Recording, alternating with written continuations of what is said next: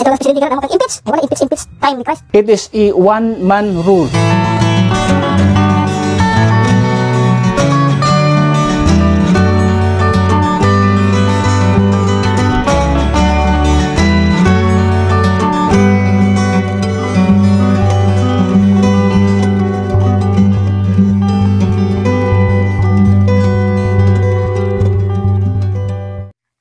Psalms chapter 12, verse 6 to 7.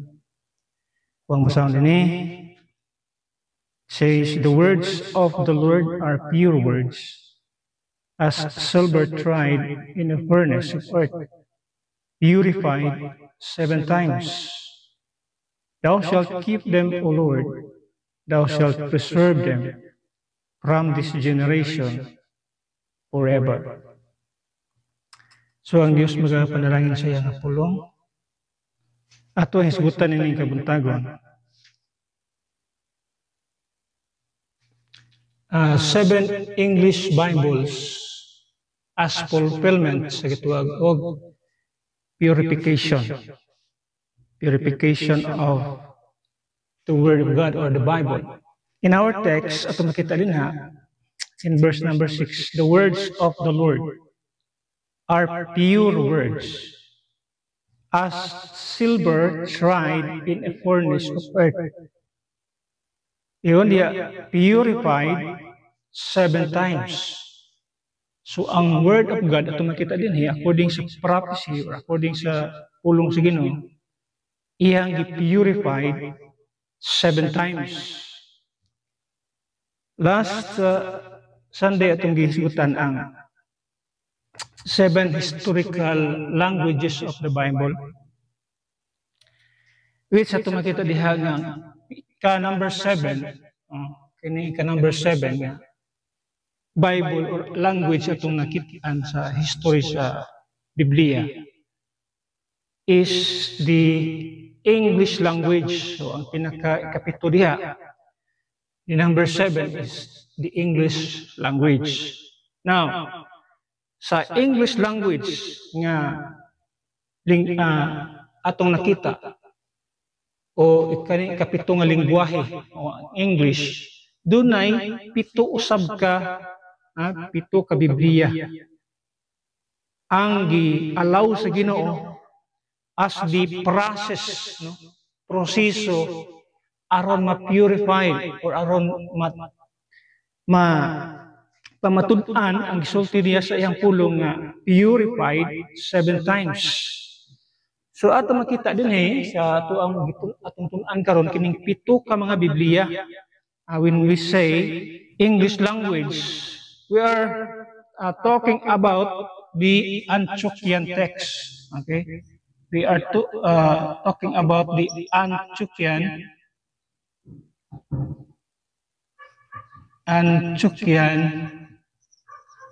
text. Ang iyang katapat niya na is Alexandrian text.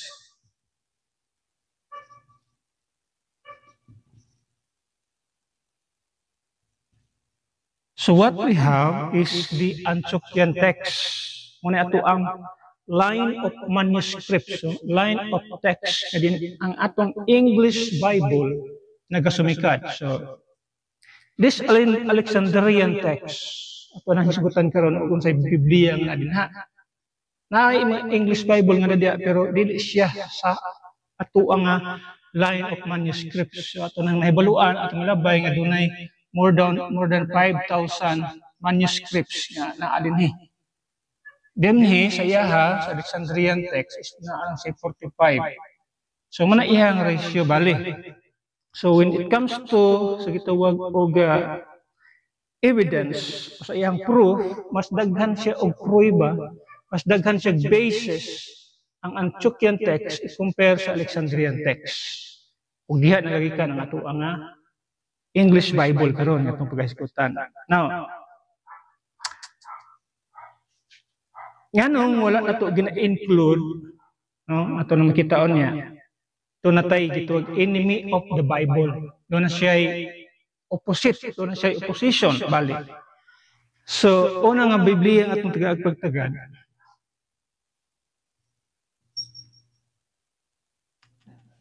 is the Tyndale Bible. Tyndale Bible. Muna ang unang Biblia, although dili siya complete, ay mga dahilan, no? Tapos ano siya? 1526. So, during that time, William Tyndale, muna ang gituwag og William Tyndale's Bible was a groundbreaking work in the history of English Bible. So we are more on historical events, historical or history of the Bible, and then quoting verses of the scriptures. So ang ato karon is the history of the Bible ang ato more on historical. Now 1526 wigawas ang gituwag Tyndale Bible. So kung kinsay kuan niya ng Tyndale Bible, siyempre ang author niya na o ang nagahimo niya na si William Tyndale. So William Tyndale's Bible was a groundbreaking work in the history of English Bible translation. So here's the brief history. Early life and motivation.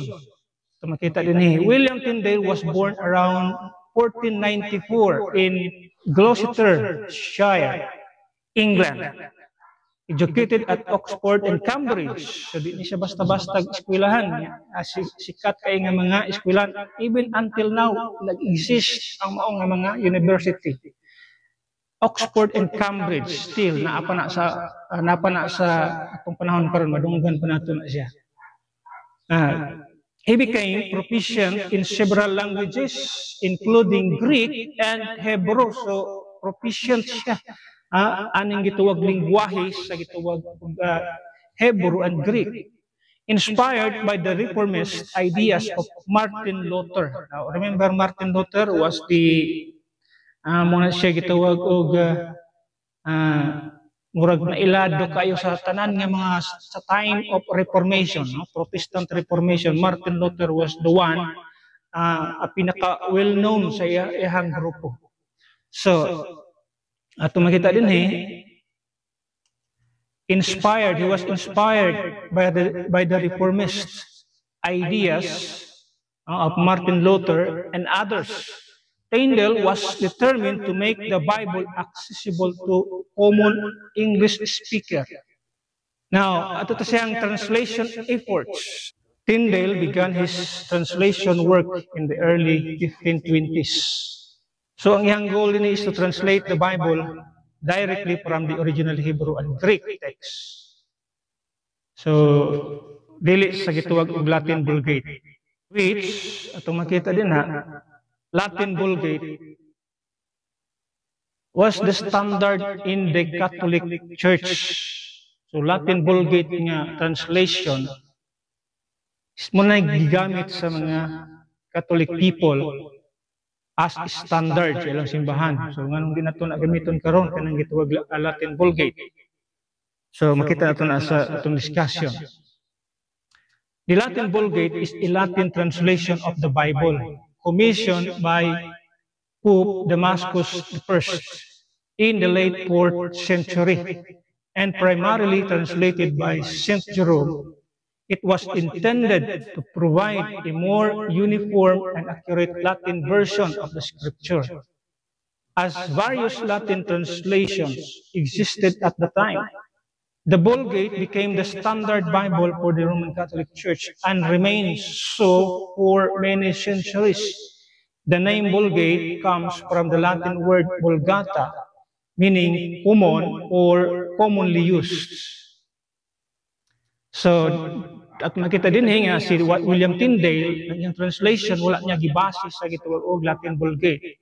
Kundi dito siya mikuha yun sa gituwag og Hebrew and Greek, which muna iyang masterpiece. So masterful siya, mayo siya sa mong lingwahe, mayo siya sa Greek, mayo siya sa Hebrew.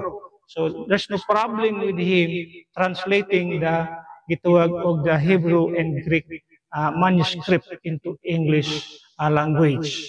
Now, opposition and exile.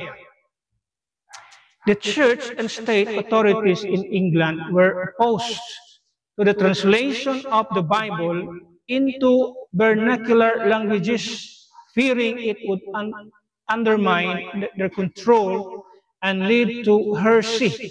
Now remember, at this point of time, the church na mentioned din is the Roman Catholic Church, because that was the church mo nag-control sa government at the time. Wala pa ang itong Church of England at the time. Ano man, Church of England is nahimo siya, I think late 15th century or early 16th century. Sa diyang si King Henry may tiwalag siya mismo, may biya sa gito Roman Catholic Church, o nag-declare siya nga ihimo niya nga church state ang Anglican Church. So dito siya na ibilong sa ka Anglican Church. Muna gitawag sa history nga Church of England. So divided ang Roman Catholic at the time sa gitawag og Church of England. Ang Church of England mo giila sa England nga maoy state church. Kaya at that time also kayo nang gitawag og state church. Kada state na sila giila nga simbahan. So diri sa Pilipinas ang giila diri sa atoa ang Roman Catholic Church, mo state church.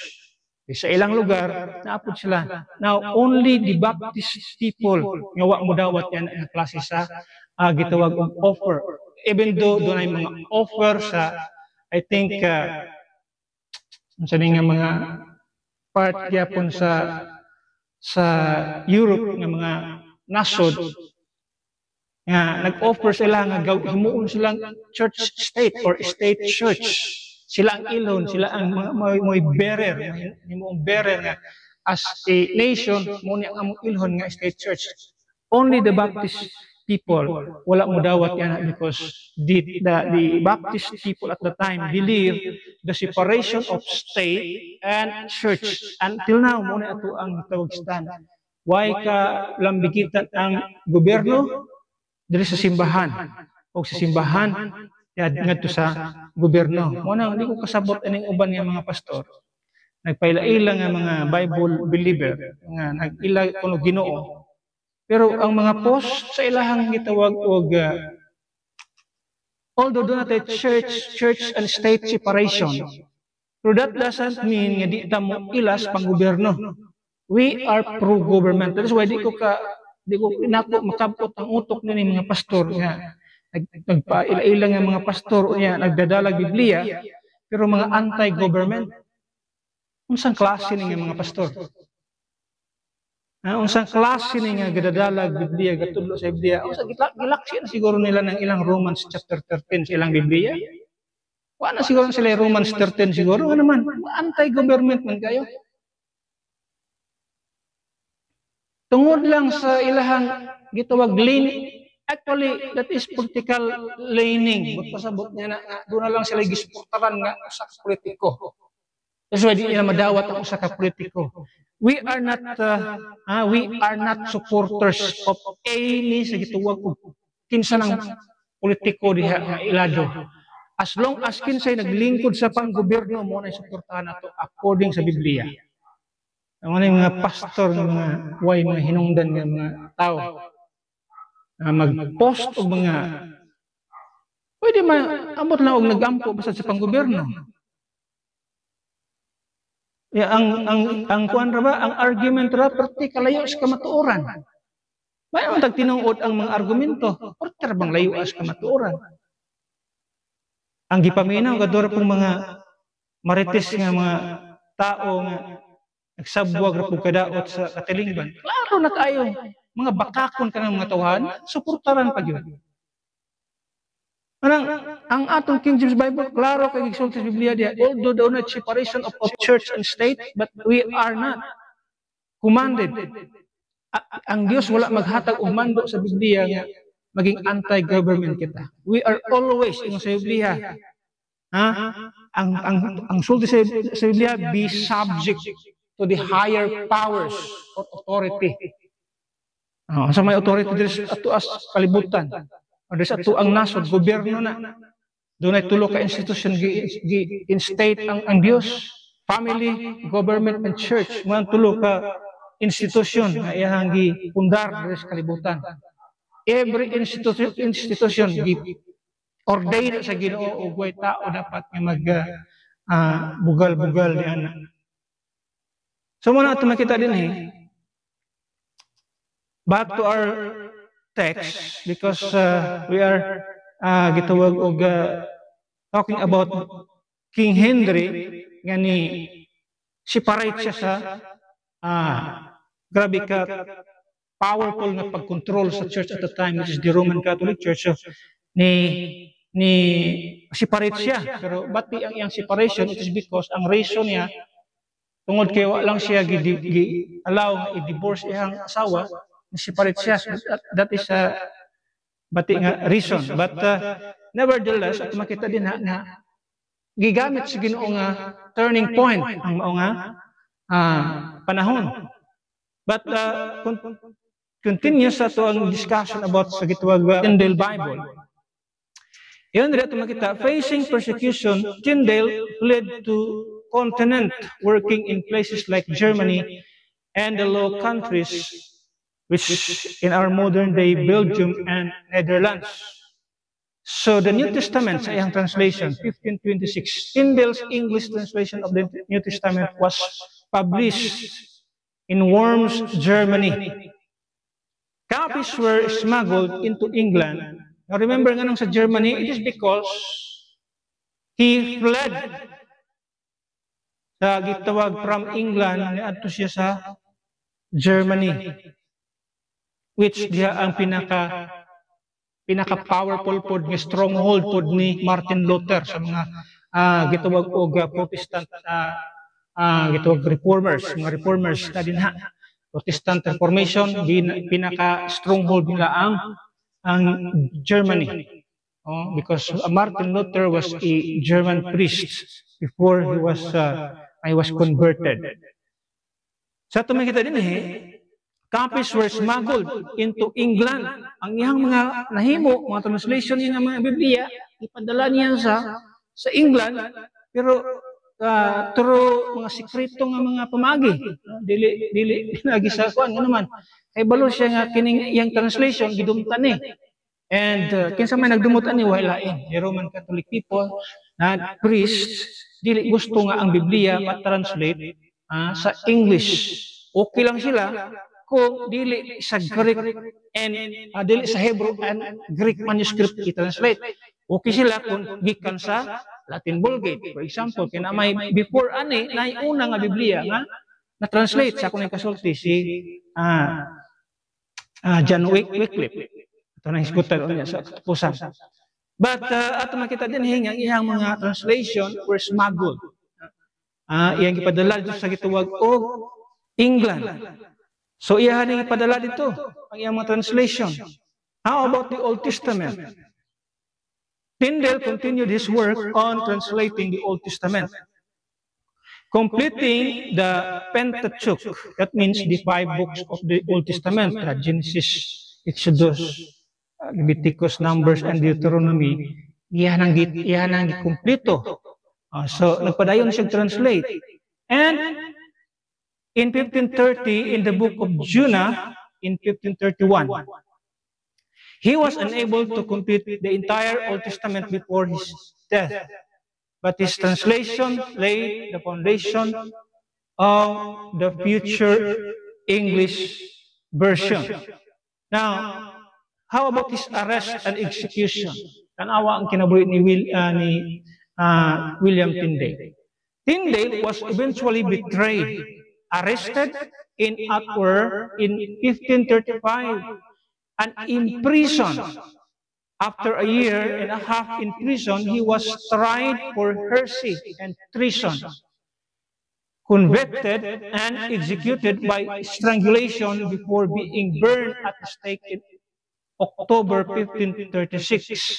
So, para sa ilang panahon sa una, if you are translating the scriptures, it is giitawag kinila ni og ang sala nga mapataw sa katao, treason. That is why, sa diyang nagtudlo siya, naman sa po'y katudloanan, so ang tudlo niya is heresy, ang gitawag og judgment sa iya nga gihimo. Masay gibuhat sa mga tao, so he was burned at the stake. Muni ang usa ka tao unang-una nga nag-translate sa Biblia from Greek and Hebrew text. Kung makita diha, unang-unang tao nga nag-translate into English language, gipatay siya. Dili basta-basta iyahang kamatayon. Gisunog siya sa kalayo. But you know, unsa iyang sulti before his death? Before siya pagkapatyon?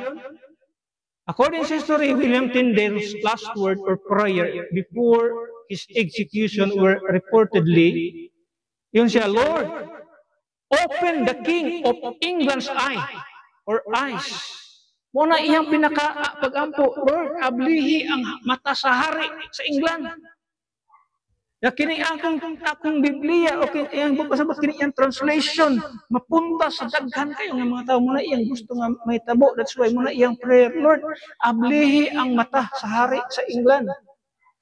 So ato makita muna iyang ampo. Tyndale was executed by strangulation and then burned at the stake for his translation of the Bible into English. Kana lang iyang sala, pag-translate lang sa Biblia ngadto sa English language, usa na ka punishable by death sa ilahang time. And he was the first person na nag-translate sa Biblia na gipatay, pinagis pagsunog sa iyahang gitawag og lawas. Grabe na history, kabasahon yung mga history niya, grabe kapungot sa mga Katoliko ay nga tao. Even sa iyang abo, murag, gidumtan pa. Grabe kay mga tama, demonyo juga yun. But let's look at his, tanawa ang iyang tumunggid anong nag-translate siya. His prayer reflected his hope that the English monarch would come to support the translation and dissemination of the scriptures in the vernacular, making them accessible to the common people. So muna iyang desire, iyang purpose, anong i-translate niya ng Biblia ha? Kaya gusto niya nga ang mga common nga tao, ang mga ordinaryo nga tao, makabasa, makasabot sa unsa. Yan naman, sa ilang panahon, ato yung dumandaghan po mga tao nga kasabot sa Hebrew and Greek. That is why iyang translate ang Hebrew and Greek into his own language aron kining mga tawana makasabot pud sila. Di sila mahimong ignorante sa pulong sa Ginoo, pero para sa mga kaaway sa kaaway sa kamatuoran. Kinakasala punishable by death para sa ila. Imong i-translate ang Biblia, punishable by death. So he was sentenced to death. He was the first person nga namatay tungod sa pag-translate sa Biblia. Now his legacy, despite his martyrdom, Tyndale's work had a lasting impact. His translation influenced subsequent English Bibles, particularly the King James Version, which incorporated much of his language and style. Tyndale's dedication to making the scripture accessible to all English speakers is seen as a critical step in the Protestant Reformation and the broader history of the English-speaking church. So muna unang ato makita diha nga Biblia, Tyndale Bible. Number 2, Biblia. Number 2 is Coverdale Bible. So natay mga timeline nini kung ano siya na nga kahimo. Coverdale Bible was translated 1535. So di man sila maglayo pila ka tuig. Pero mo nay ato makita diha nga sequence. So the Coverdale Bible completed in 1535 holds the distinction of being the first complete Bible printed in English. Muna unang Biblia nga nakumpleto nga gi-imprinta So kumpleto siya, nabutang gid siya sa gitawag og public, hatag siya, nakita siya sa public kang Tyndale, wala siya na print as the whole Bible. The first Bible nga na printa is the Coverdale Bible. That was 1535. Now, let's look at the history of gitawag Coverdale Bible. Miles Coverdale. Ato makita. Ganang gitawag Coverdale, ang nagahimo nini is si Miles Coverdale. Ganina, Tyndale Bible, it is because of William Tyndale. Muna iyang pangalan, William Tyndale. Muna ikuan sa una kung kisa itong nagahimo, diya sa imo pangalan. Bisan gani sa una mga followers, ipangalan gani sa tao, kisa ito ilang pinaka-leader, unang na mga Christian, it is because of Christ. Christianity, because of Christ. Unang tungod sa ilang leader. Now, Miles Coverdale, at makita din. Sayang life, 1488, 1569. So, muna iyang span sa iyang kinabuhi. 1488 to 1569. Was an English reformer and Bible translator. He was born in Yorkshire and was educated at Cambridge, where he became an Augustinian friar. Influenced by the Reformation and its emphasis on Scripture, Coverdale became committed to translating the Bible into English.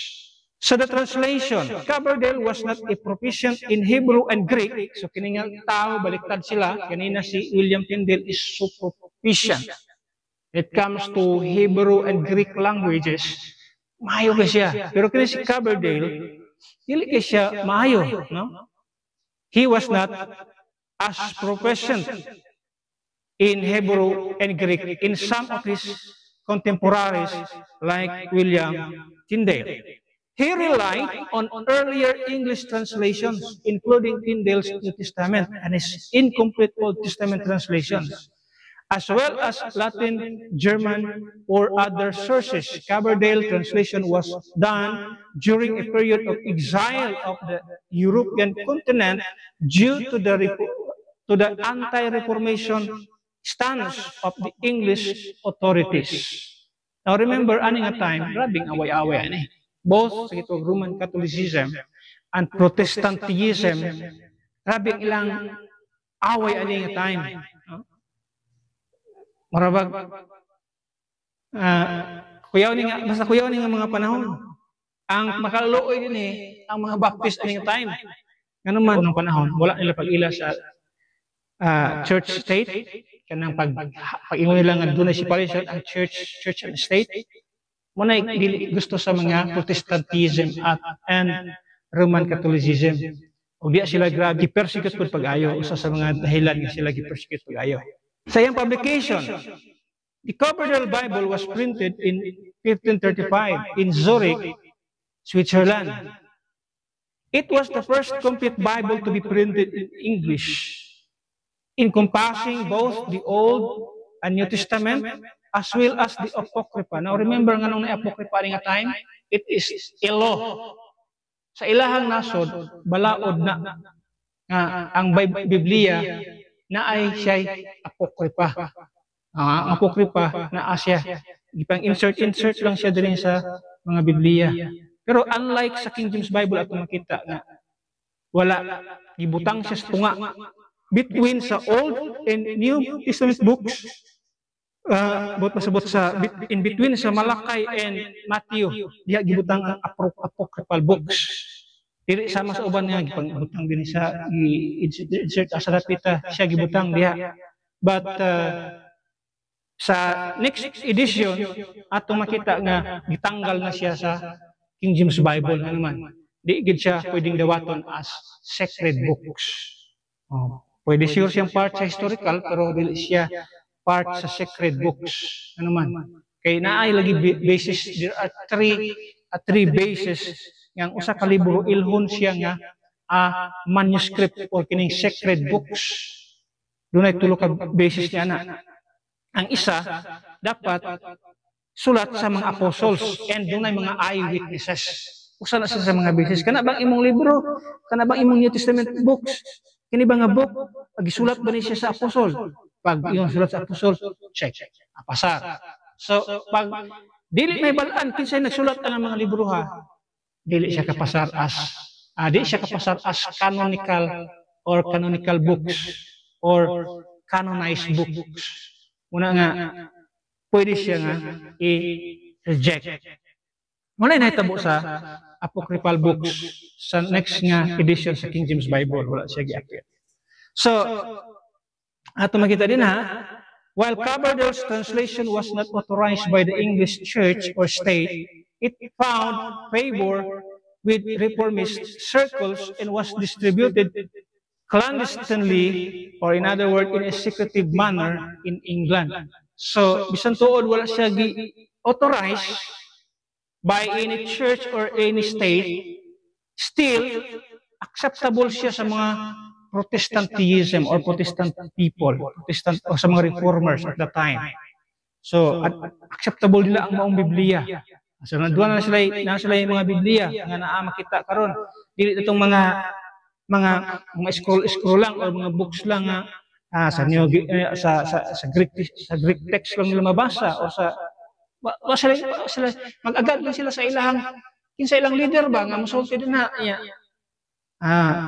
para gud ani English tong Biblia mag-agad lang tag usaon paghubad sa nagbasa para mahimong Bisaya o Bisayan language or in any language. So munay nahitabo sa ilang panahon. Wala sila lingwahe gyud nga ilang kaugalingon. So kini karon niabot sa ilang panahon na sila Biblia nga sa ilang gyud nga lingwahe. Munang accepted nila ang mao nga gitawag og translation ni Miles Coverdale. Now, impact and legacy. Coverdale's Bible was significant for its accessibility and readability, employing a clear and straightforward style. In 1539, Coverdale assisted in the production of the Great Bible, the first authorized edition in the English Bible, pero ato lang mabasa niya. But look at his latter life. Coverdale continued to be active in religious reform and Bible translation throughout his life. After various periods of exile and return, he served as Bishop of Exeter under the reign of Edward IV, anak ni King Henry. No? Coverdale remained committed to his reformist principles until his death in 1569, leaving a lasting legacy in the history of English Bible translation. Now let's go to number 3, Matthew Bible. Number 3 is Matthew Bible. Matthew Bible.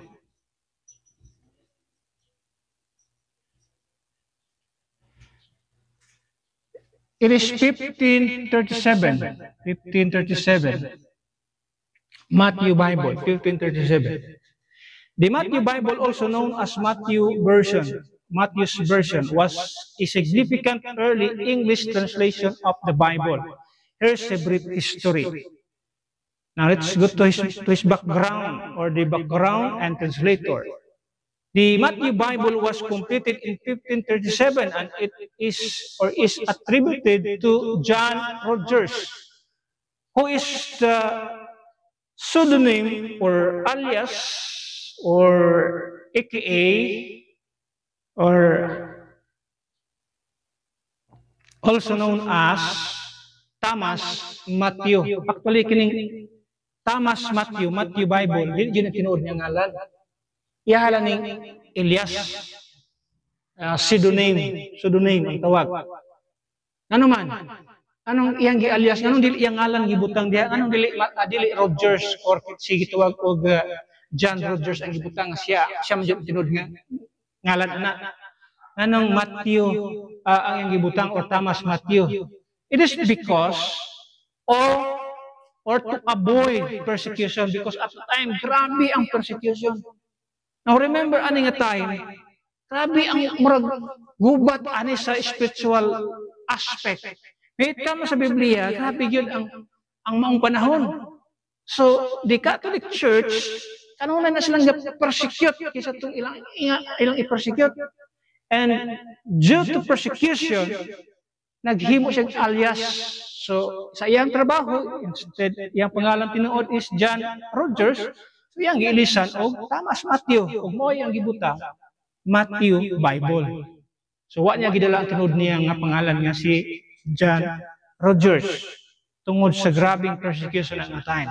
John Rogers was an English clergyman and scholar who was influenced by Reformation. He became associated with William Tyndale as assisted in his translation work. So kanina si John Roger, kauban-uban ni sila ni William Tyndale. So siya ang nagtabang sa translation ni William Tyndale at the time. So pagkamatay ni William Tyndale, naghahimo siya iyang volume translation nga mao ang Matthew Bible. Sources and compilation. The Matthew Bible is essentially a complete of previous translations. It combined William Tyndale's New Testament and his incomplete Old Testament translations. That means Genesis 2, 2 Chronicles, and the book of Jonah. Miles Coverdale's translation for the remaining books of the Old Testament and the Apocrypha. Rogers compiled this translation, edited them, and added marginal notes and commentaries. The Matthew Bible was published in 1537 with the financial support of English merchants. So, at least dunay mga negosyante nga nisuporta sa iyang itong publication, sa iyang Bible, sa iyang versions and translation nga i-propagate. May available sa market. Masabot niya na. Dunay gitawag og tendency nga mabutang siya sa market, but masabot baligya siya. Muna nahitabo sa iyang translation. Now, it was printed in Antwerp, a city that was relatively safe for English Protestant exiles. So, kining Antwerp nga lugar, muni ang lugar nga dagananan sa mga persecuted yung mga reformist, mga Protestant people. Kay safe sila dito. So the title page of the Matthew Bible featured the pseudonym Thomas Matthew to protect Rogers from the same fate as Tyndale. So muna yung gihimo siya alias, aron di siya may sama ni Tyndale nga persecute o gisunog sa kalayo. Muna yung nahitabo. So royal approval and distribution. Remarkably, the Matthew Bible received the approval. At makita din nga yung Biblia kinadawat sa royalty, sabot sa king, sa maong lugar, sa England. Now, ato sa ikapat, Great Bible. Number 4, Great Bible. That was 1539.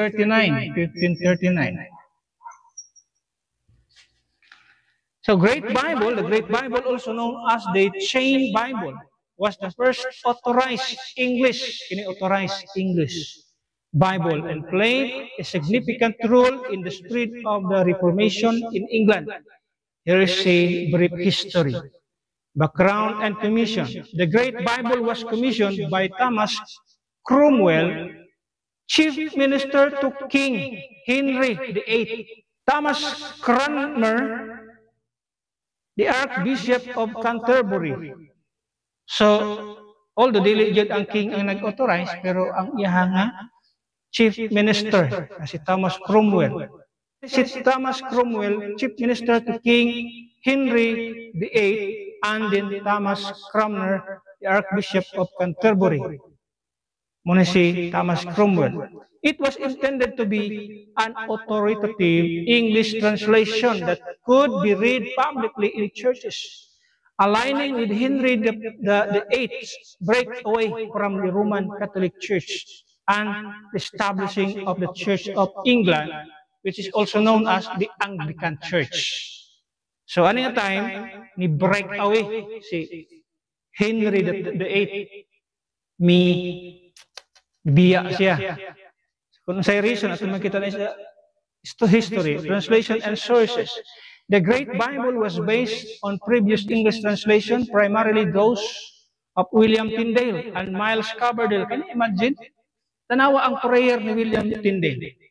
Lord, open the eyes of the King of England. Karon nagkahinay-hinay na og paduol ang iyang translation. Although di dito siya, pero dito nagagikan ang mga translation niya nag-abot dito, primarily dito sa iyang trabaho, sa iyang translation. So gihinay-hinay ukab sa Ginoo ang mga mata sa mga hari sa mga lugar. O ma-mesmerize ta nga naman. Labi na pag-abot sa King James Bible. Di pa ang king ang nag-authorize on his minister. Pero at least, publicly acceptable. Muna ay gustong gamiton sa mga churches na ilang lugar sa ilang panahon. Coverdale, who had previously translated the Coverdale Bible and worked on the Matthew Bible. Muna ito nakikibasa kayo na nitabang po ni Miles Coverdale. And was tasked with overseeing the project. The Great Bible utilized Tyndale's New Testament and the part of the Old Testament he had translated before his execution. The remaining books were translated by Coverdale largely based on the Latin Vulgate and other sources. Galing lang, kini nga translation, na pipila lang hinoon. Kang translation ni kuha sa Latin Vulgate. Di man tanan, pero atong mga remaining lang siya ba? Remaining. Yang gikuha sa Latin Vulgate. Umura na ang history sa mga Great Bible. Although, napa na siya gitawag Great Bible, tungkol kidagko siya og litra. Murag ang tumungan ni dagkog litra. So, purposely, para na siya sa mga senior citizen. Ang tumong nini. Kidagko og litra para sa mga senior citizen nga, klaro gyapon sila makabasa. So that's the purpose of this Great Bible, not just in size but also in letter niya. And number 5, muni ang pinaka nindot pod sa pag-abutan ning isa ka Bible kalima, which is Geneva Bible. Geneva Bible. During 1560,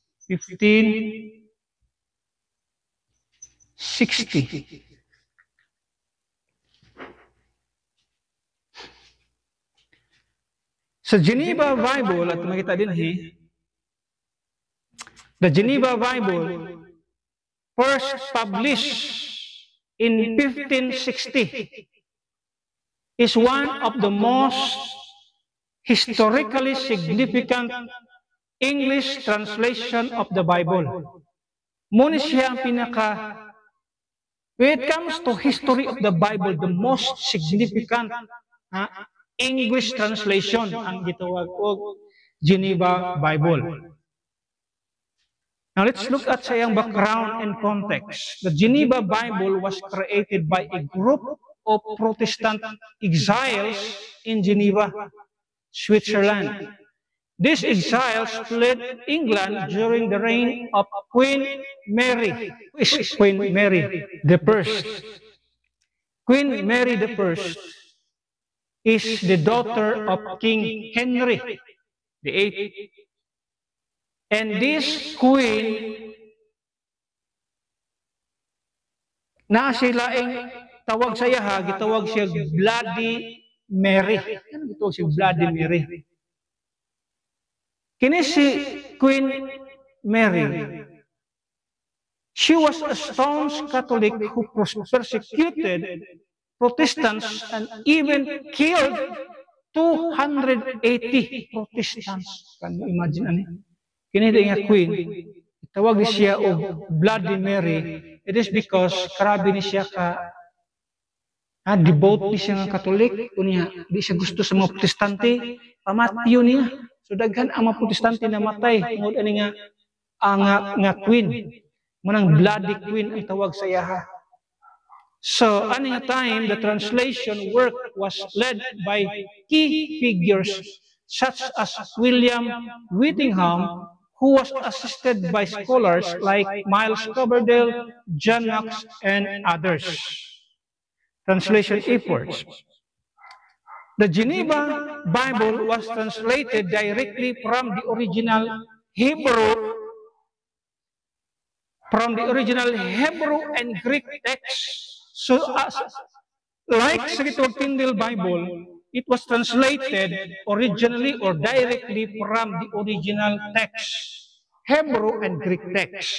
Mao pod ang Geneva Bible, gikan gyud sa original nga language or sa gitawag Hebrew and Greek language. So, unlike ani nga mga previous translation, uban na naay nga sambog nga Latin Vulgate, ang Geneva Bible is exclusively gikan siya sa gitawag og original language nga mao ang Hebrew and Greek text. The translation or the translators aim to produce a more accurate and accessible version of the Bible, incorporating the latest scholarship and linguistic knowledge of the time.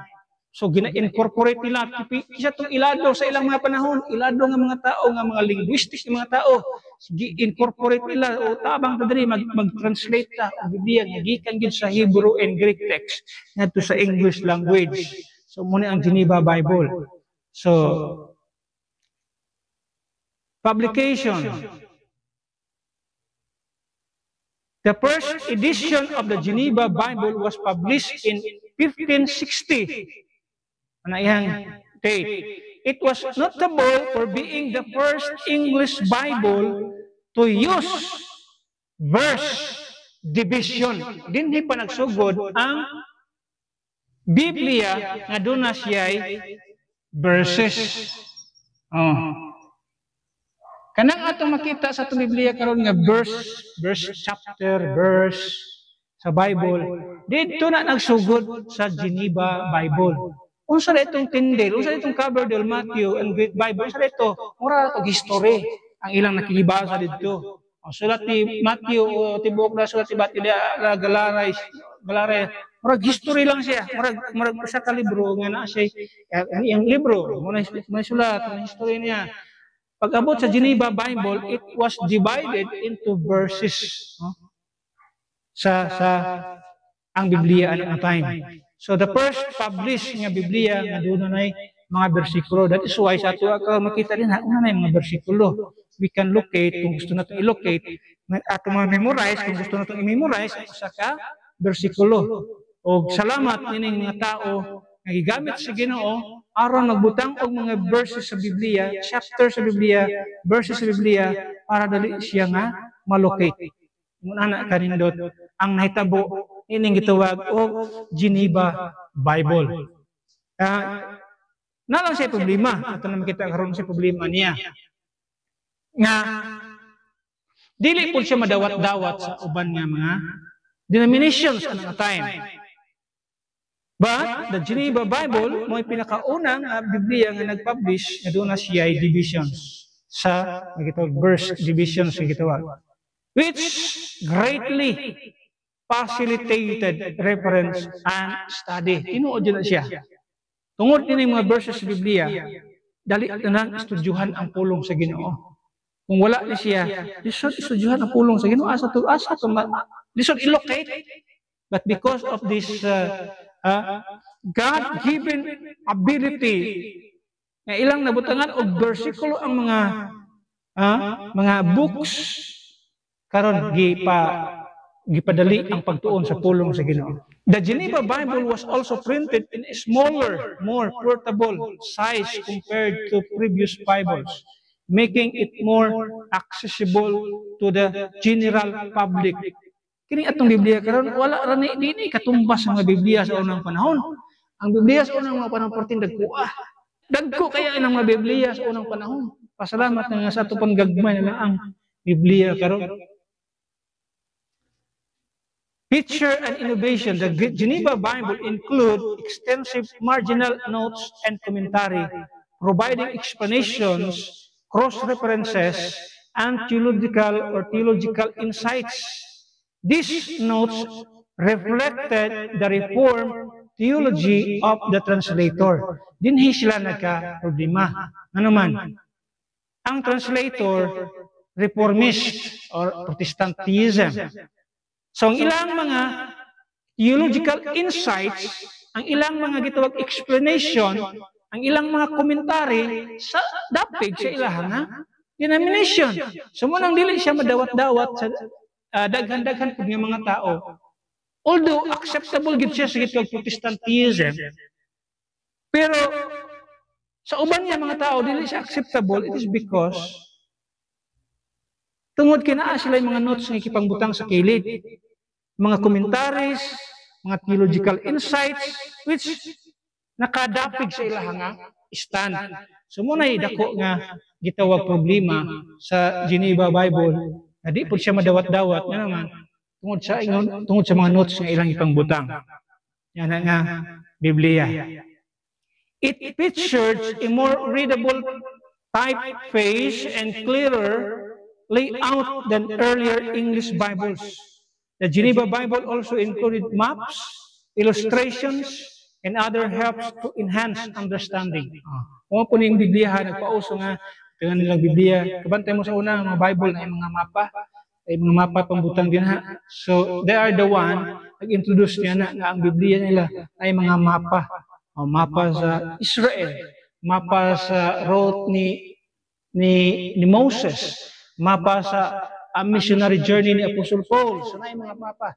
Mapa sa earthly ministry of Christ. Na yung mapa diha, pambutang. So, sila ang nagpa-siyugda niya the Geneva Bible. Reception and influence. The Geneva Bible quickly became popular among English-speaking Protestants and was the Bible of choice for many, including the Puritans and the early Armenian settlers. It was widely read and used in both private devotion and public worship for several decades. Its marginal notes, which often included critical comments on the monarchy and church practices, made it controversial among the authorities. So, tungod yan ang ilang mga komentary, mga insights, so naghatag og controversy among the authorities pasabot sa hari, sa monarch at the time, sa mga nasa authorities. Ano man, most of their notes, ginakastigo nila ang hari. Ginakastigo nila ang hari anak na time. So, dili siya madawat-dawat po sa hari anak na time. King James the First, in particular, disliked the Geneva Bible. King James, ang hari, siya personally, wala siya ganahi sa gitawag og Geneva Bible, which partly motivated the commissioning of the King James Version. Tungod sa wa niya pagganahi sa Geneva Bible, mo ni naghatag og hence nga mag-commission siya, someday mag-commission siya nga, sa kagrupo nga mag-translate og Biblia kanang walay notes, walay mga insights, walay commentaries na ginabutang Bible na gud, pure Bible na gud ang i-translate. Mo na hinungdan na niabot niya punto sa iya nga panghuna-una sa kinabuhi na the legacy of the Geneva Bible. The Geneva Bible had a lasting impact on English-speaking Christianity and was a key text during the Protestant Reformation. So muna ilang ginagamit kining Geneva Bible. Influence, letter, translators, or translations, including the King James Version, and many of its phrases and interpretations entered the common vernacular. The Geneva Bible is remembered for its scholarly rigor, accessibility, and the rule it played in shaping Protestant do and practice or thought and practice in the English-speaking world. So, muna'y nahitabo sa Geneva Bible. Number 6. Bishop Bible or Bishop's Bible.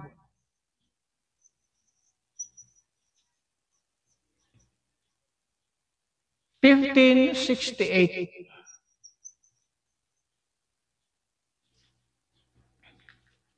Sa kaunom nga Biblia, Bishop's Bible.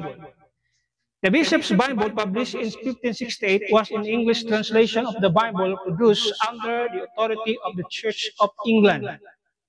Here's a brief history, background, and context.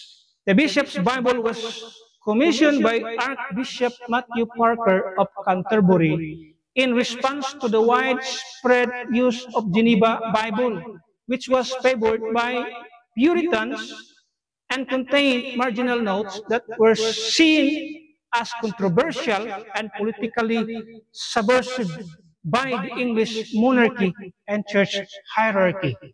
So, ang punto din ay, ano, naghimo sila og Biblia, pangtapat sa Geneva Bible nga mo'y ginagamit sa mga Puritans at the time. Ang mga notes is grabe ka pag-atake sa hari o sa mga church monarchy, hierarchical churches. Kana mga church bitaw nga na mga hierarchy. Sa mga church yan, Roman Catholicism is na say hierarchy. The Pope. So muna ang pag-atake sa Geneva Bible. So tapatan nila ang Biblia, pero at least gikan gyapon siya sa mga line of manuscripts. Ang ilalang gusto siguro kwaon katong mga notes. Mga notes, mga commentaries, mga insights. So tumuto ilang pangtanggalong siguro. Now, the aim was to create an authoritative Bible translation that would counter the influence of the Geneva Bible and be suitable for use in Anglican worship service. So since ang Geneva Bible ginaatake ang hari, naabi ang hari nagsimba sa Anglican Church. So mabasa niya sa iyang Biblia nga ang mga notes dito nga ginaatake man kuan ning gahimuan ning Biblia ani. So dili madawat-dawat sa hari. So ang nahitabo mo nang naghimo sila og Bishop's Bible. Mo na purpose niya ana. Tanggalon ang mga notes.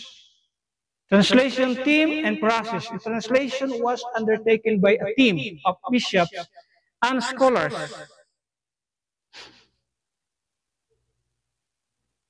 Bishops and scholars. Hence the name Bishop's Bible. Mo nang nag-trigger sa pangalan niya, Bishop's Bible. Ano man? Mga bishops man ang naghimo.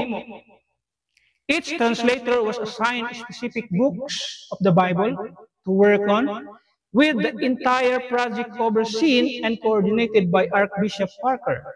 The translators used the Great Bible, an earlier translation, as basis, but aimed to produce a more accurate and polished text. So, asa sa gikan? Sa Great Bible, sa ikaupat nga translation, dito siya nagkuha. So, wala na nagkuha, dito siya nagkuha sa Great Bible. Publication and features. The first edition of the Bishop's Bible was published in 1568. It was a large, fully-sized volume intended primarily for use in churches. A more portable quarto version was published in 1569 for personal use. The Bishop's Bible included decorative initial letters, illustrations, and elaborate word cut title pages. However, it did not have the extensive marginal notes found in the Geneva Bible. So wala na itong mga grabe kadaghang mga notes, insights, commentaries sa maong Biblia, tanggal nila. It featured a more formal and elevated style of language compared to the Geneva Bible, reflecting the preferences of the Anglican clergy. Now, let's look at the reception and influence. Despite being the official Bible of the Church of England, the Bishop's Bible was not as popular or influential as the Geneva Bible among the general population. It was authorized for use in churches and intended to be read during services, but it never gained the same level of acceptance and familiarity as the Geneva Bible. The Bishop's Bible was seen as an intermediate step in the history of English Bible translations, paving the way for the more enduring and influential King James Version. The legacy of the Bishop's Bible. The Bishop's Bible played a crucial role in the development of the King James Version, which was commissioned in 1604 by King James I to create a new authoritative translation that would unify the English-speaking church and reduce the influence of the Geneva Bible. The King James Bible or the King James Version translators were instructed to use the Bishop's Bible and as their primary reference. Although they also consulted other translations, including the Geneva Bible and original Hebrew and Greek texts. The Bishop's Bible is remembered today as an important step in the evolution of the English Bible translation, bridging the gap between the Great Bible and the King James Version. Ito sa ikapito. Number 7. The King James Bible or Authorized Version 1611. So, normally, ito makita din 1611. It was commissioned sa atong 1604. Now, the King James Version, which muna itong Bible karon nga gigamit, and we believe that this is the perfect, purified, purified 7 times. No? Purified 7 times. Ang Biblia. Ikapito ang atong King James Bible sa line. Sa linya sa Biblia, history sa Biblia, ikapito ang King James Bible.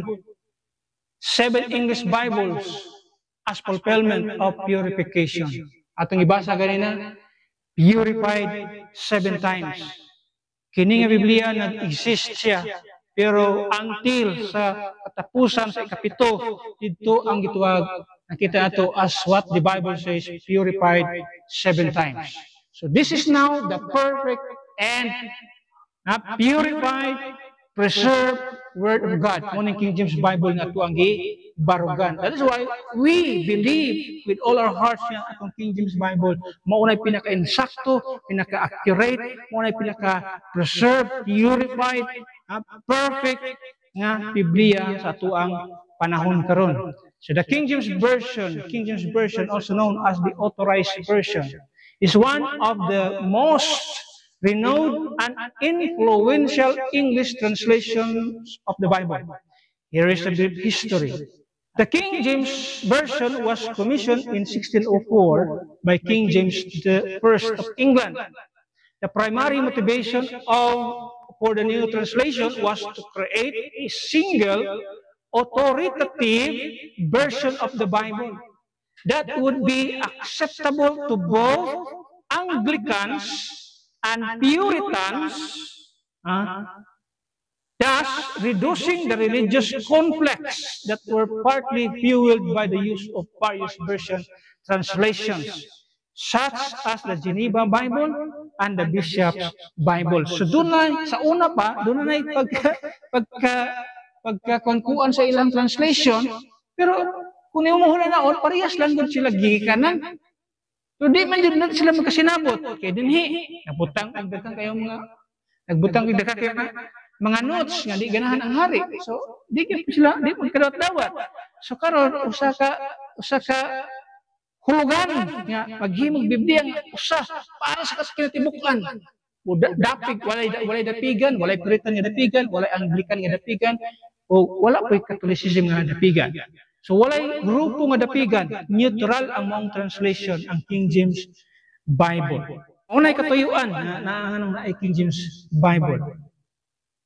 Translation process. The translation was entrusted to a group of around 50 scholars, or more or less 50 scholars. Dati 54 na sila, pero nabawasan mo sila. Organized into 6 committees known as companies. So, divide sila into 6 companies. Committee. Based in Oxford. Kinsa ni nga translator? Ato nang giskutan at milabay. Nga ang King James Version is superior to modern perversion. Tungod unang rason, superior ang translator sa King James Version. Kinsa nga translator? Asa sila nagikan? Based in Oxford, Cambridge, and Westminster. Hindi basta-basta nga mga lugar, mga eskwelahan. The translators were instructed to use the Bishop's Bible as their primary reference, but also to consult other translations and the original Hebrew and Greek texts. So, di lang ang Biblia ang ilang gibasihan, kundi muadto po sila sa uban nga translation sa Biblia o labaw na tanan muadto po sila sa Hebrew ang Greek text. So di lang sila concentrate sa isa ka translation kundi ilang giadto tanan. Ginaadtuan nila tanan ang mga translation mo grabe kataas sa translation aning process. Kung imong tan-aw nag-start 1604. Kanang saan human? 1611. 1604, 5, 6, 7, 8, 9, 10, 11. Ha? Ang proseso sa King James Bible, 1604. 1611, 1604. Pila na? 7 years?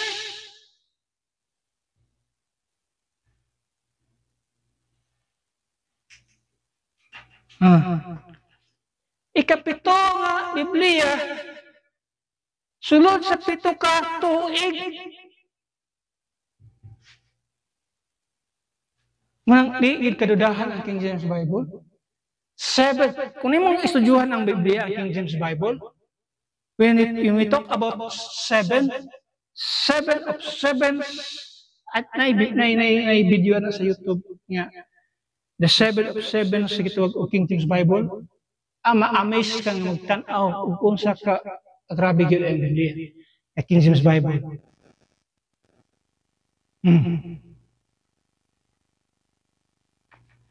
Pito ka tuig ang pag-translate.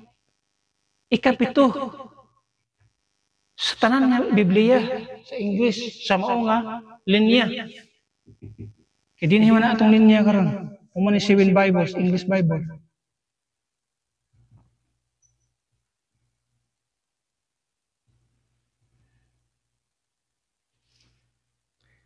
Ang atong ikapito dia is KJV na. Mao na atong root, mao atong line. Antiochian text. Grabe ang kitong King James Bible, grabe ka miraculous ang the miracle of God na aaning ito Biblia.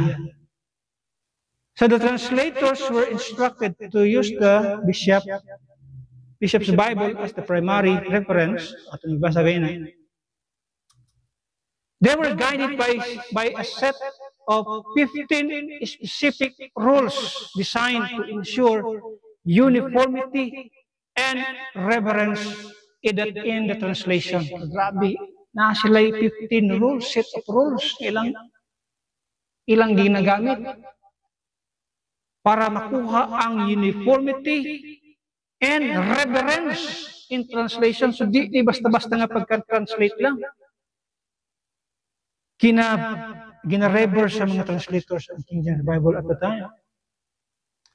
Features and innovations. The King James translators aim for a majestic and dignified style that would be suitable for both public reading and private study.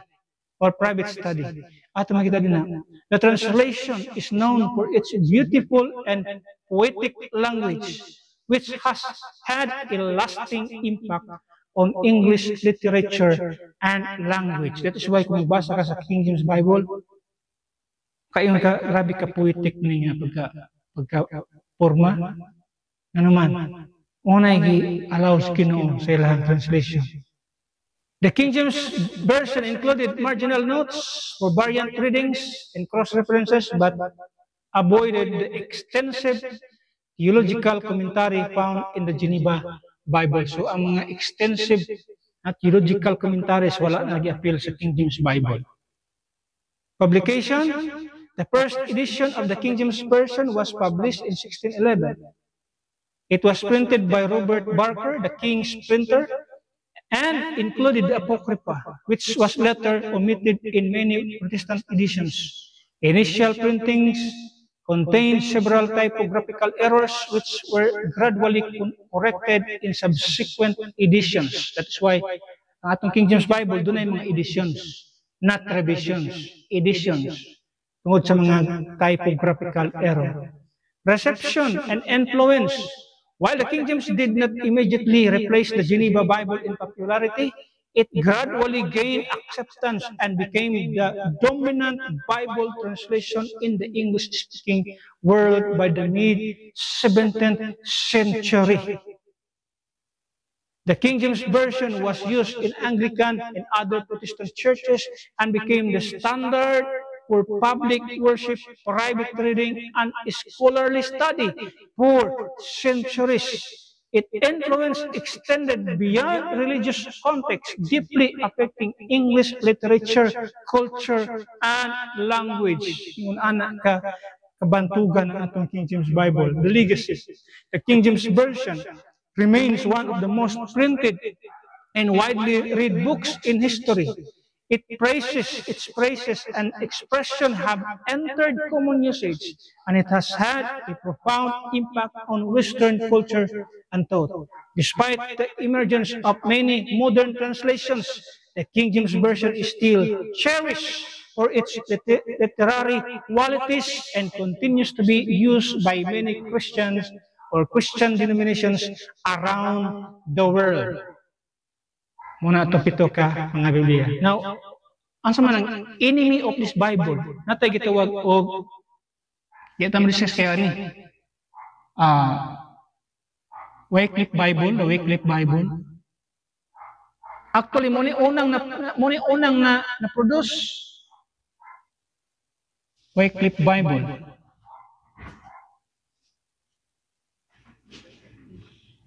And then atay gitawag o the Douay-Rheims Bible.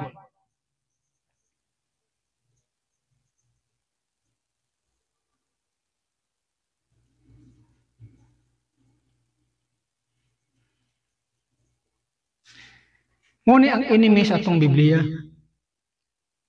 And that this Bible, kung makita diri, ang iyang root, ang iyang line, Alexandrian text.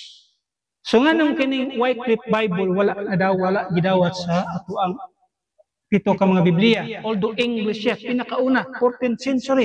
Pagka-translate niya, 14th century pa kining gitawag og Wycliffe Bible.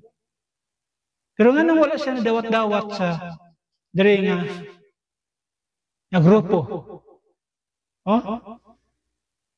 Ilang kay 14th century, 1382.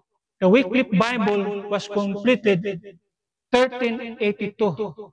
So this is, kung natong makita, the very early translation, English translation of the Bible is the Wycliffe Bible. Pero ano, hindi siya madawat-dawat din. It is because sa iyang source. Asa ay siya gikuha nga translation. It was, or Wycliffe's translation was based on the Latin Vulgate, which mo unay basis po sa the Douay Rhymes Bible, which is the official Bible of the Catholic people. The Douay Rhymes Bible. Muna ilang Biblia. Asa gikan Alexandrian text.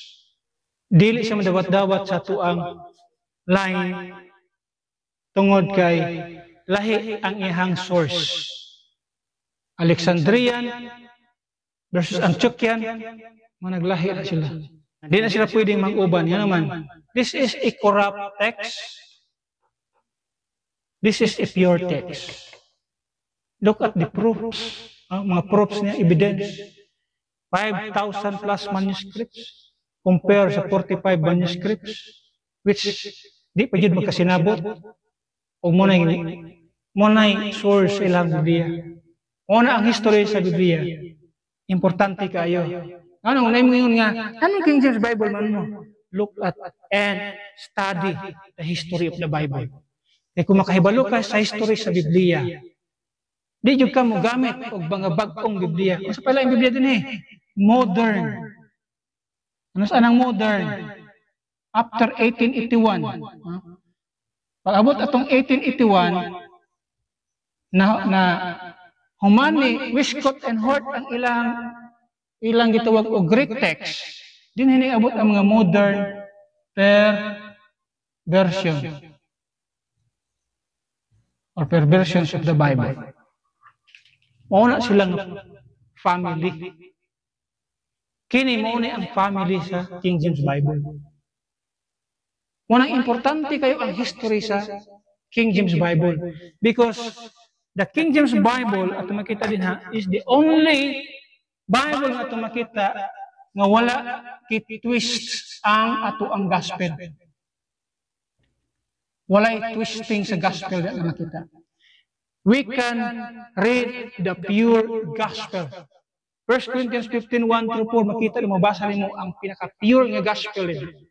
Unlike sa uban nga mga versions nga gina-twist ang gospel nila. Instead nga by faith, instead of faith in the blood, dinhigilahin na nakay sambog nga pagpaningkamot. Yung anak ka corrupt ang maong mga versions. That is why gusto ka makadungo og pure nga gospel, stick to the King James Bible 1611. Purified 7 times. Ikapito sa English nga Biblia, pareha sila og source o sulod sa 7 ka tuig gitranslate ang King James Bible. So manaingon sa pulong sa Ginoo, this is the Bible. Mangingon ta nga nakapasa sa gisulti sa Biblia, purified 7 times. The Word of God purified 7 times. And that is our King James Bible.